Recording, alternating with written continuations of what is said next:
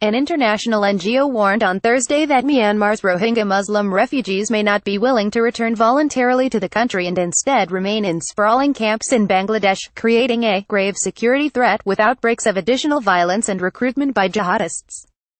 A 25-page report by International Crisis Group, a transnational non-profit NGO that conducts research on violent conflict, examines the events that led to deadly attacks on police outposts by the Arakan Rohingya Salvation Army (ARSA) on August 25 in northern Rakhine State, prompting a brutal military crackdown that targeted the Rohingya. It also assesses the impact that the crisis, which has driven more than 620,000 Rohingya to seek safety across the border in Bangladesh, will have on Myanmar and offers possible international policy responses. Though Myanmar and Bangladesh signed an agreement on November 23 for the voluntary repatriation of Rohingya refugees who fled the crackdown, the chance that many of them will return to northern Rakhine appears unlikely in the near future, the report said. Prospects are extremely dim for the return of any significant number of Rohingya refugees to their home areas in Myanmar in the short or medium term, it said, adding that the repatriation agreement should be viewed as a statement of intent rather than a sign that return is imminent. Myanmar has agreed to take back Rohingya who wish to return if they can prove prior residency in the country and show that they left after October 9, 2016, the date on which a smaller-scale attack by ARSA triggered another crackdown by security forces. But the main obstacle to repatriation is that most are very unlikely to want to do so, the report said, citing the untenable situation on the ground in northern Rakhine and the continuing flow of Rohingya out of the region.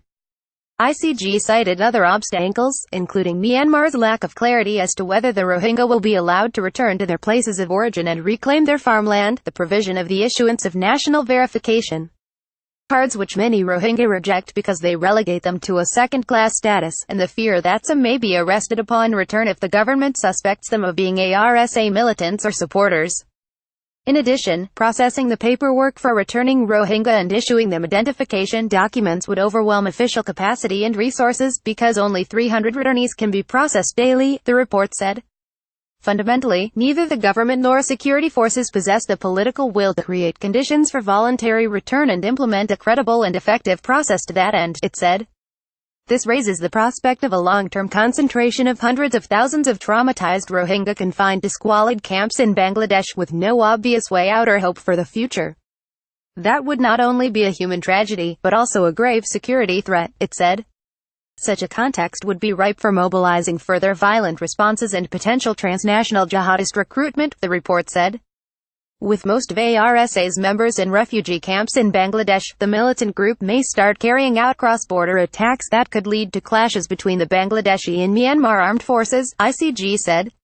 Furthermore, Al-Qaeda, the Islamic State, and other jihadist groups, which have expressed their solidarity with the Rohingya, have called for attacks on Myanmar and its leaders, representing a major security threat to the country, it said. ICG recommended that the international community and policymakers remain engaged with Myanmar, continue development assistance, humanitarian support, and non-military engagement, minimize the impact of targeted sanctions on individuals who have committed wrongdoing so they do not affect the country's economy, and engage with the military before imposing sanctions. When might I second from El and Malaysian volunteers hold boxes of relief supplies from a Malaysian ship delivering aid for Rohingya Muslims in Thilawa Port, Yangon, Feb. 9, 2017. Credit FP repatriation in January. The report was issued on the same day that Win Myat, Myanmar's Minister of Social Welfare, Relief, and Resettlement, told diplomats in the country's capital Naypyidaw that the country would begin repatriating Rohingya refugees in January. Despite Myanmar's agreement with Bangladesh for the voluntary return of Rohingya, there has been no sign of a real effort to move them back. We are going to form a joint working committee within 3 weeks, he said. We will start the process of accepting them back 2 months after the date on which we signed the Memorandum of Understanding. As soon as the Rohingya return to Rakhine, they have to have an identification card, such as a national verification card, that can identify who they are, he said. If they have this, then they will be in the national verification process, and they can go on to apply for citizenship. Myanmar's 1982 citizenship law prevents the Rohingya from becoming citizens because it does not recognize them as one of the country's 135 official ethnic groups. Win Myat also heads a government committee created in September to implement the recommendations of the Advisory Commission on Rakhine State, a group led by former UN Chief Kofi Annan, whose report calls for reviews of the country's citizenship law and an end to restrictions on its Rohingya Muslim minority to prevent further violence in the region. The minister, who was discussing repatriation efforts by the Union Enterprises for Humanitarian Assistance, Resettlement, and Development UEHRD, also said the government will not let refugees stay in temporary camps for long and will rebuild within 2 months the homes of those whose houses burned.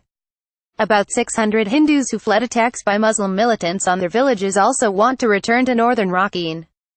President Htin Kyaw created the UEHRD in October to oversee the provision of humanitarian aid in Rakhine State, coordinate resettlement and rehabilitation efforts, carry out regional development, promote lasting peace, and arrange audits of funds from the state and local and foreign donors.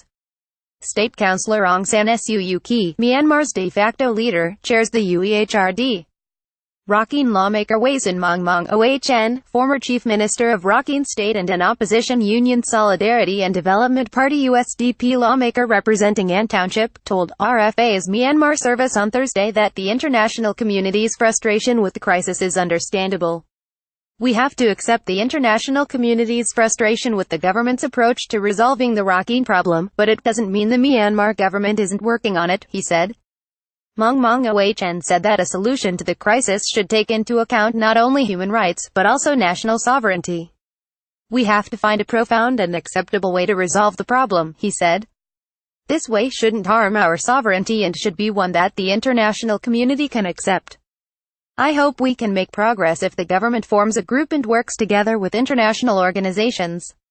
We should consider human rights as well as the sovereignty of the nation when we are resolving this problem, he said. We have more pressure on us than before because the international community is talking about and looking only at human rights. Reported by Win Kokalat and Thin Theory for RFA's Myanmar service. Translated by Ketmar. Written in English by Roseanne Jaron.